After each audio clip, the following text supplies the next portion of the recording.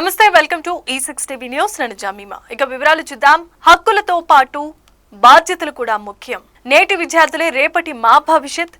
ప్రభుత్వ పాఠశాలల్లో నాణ్యత పెంచేందుకు కృషి చేస్తున్నాం. మంగళగిరి నా కుటుంబంలా మారిపోయింది. మాక్ అసెంబ్లీకి ఎంపికైన మంగళగిరి విద్యార్థినిని అభినందించిన మంత్రి లోకేష్. ఇక పూర్తి వివరాలు చూద్దాం.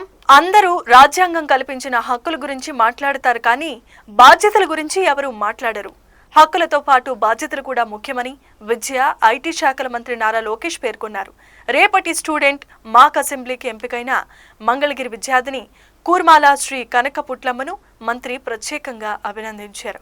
ఈ మేరకు ఉండవల్లి నివాసానికి సదరు విద్యార్థినితో పాటు కుటుంబ సభ్యులను పిలిపించుకొని మరీ మాట్లాడారు. మంగళగిరి బిఆర్ నగర్ లో మున్సిపల్ హై స్కూల్లో 8వ తరగతి చదువుతున్న శ్రీ కనకపుట్లమ్మ పాఠశాలలో నిర్వహించిన వ్యాసరచన, డిబేట్, క్విజ్ పోటీల్లో తన ప్రతిభను కనపరిచిన స్టూడెంట్ మాక్ అసెంబ్లీకి ఎంపికైంది.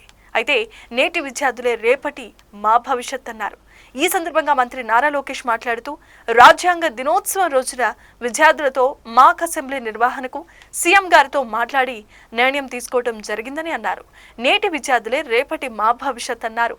సీఎం చంద్రబాబు నాయుడు గారు, ప్రధాని నరేంద్ర మోదీ గారు కూడా యువశక్తి గురించి మాట్లాడుతున్నారు. పాఠశాల స్థాయి నుంచే విద్యార్థుల్లో నైతిక విలువలను పెంపొందించేందుకు కృషి చేస్తున్నా. అమ్మకు చెప్పకూడని పనులు చేయకూడదని బ్రహ్మశ్రీ చాగంటి కోటేశ్వరరావు గారు నిన్నటి విలువల విద్యా సదస్సు కార్యక్రమంలో చెప్పిన విషయాన్ని గుర్తు చేశారు.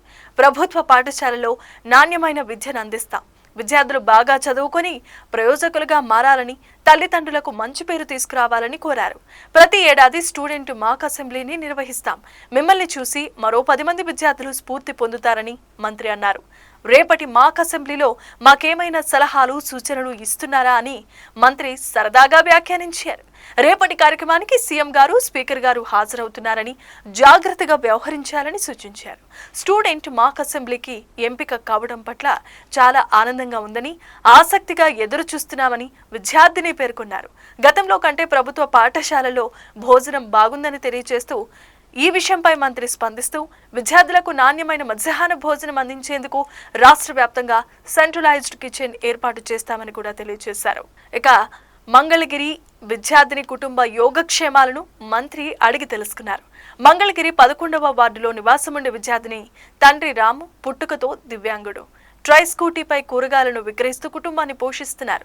తన 2 కుమార్తెలకు తల్లికి వందనం పథకం కింద ఆర్థిక సాయం అందిందని, తనకు 6,000 రూపాయలు పెన్షన్ వస్తోందని విద్యార్థిని తండ్రి రాము తెలిపారు.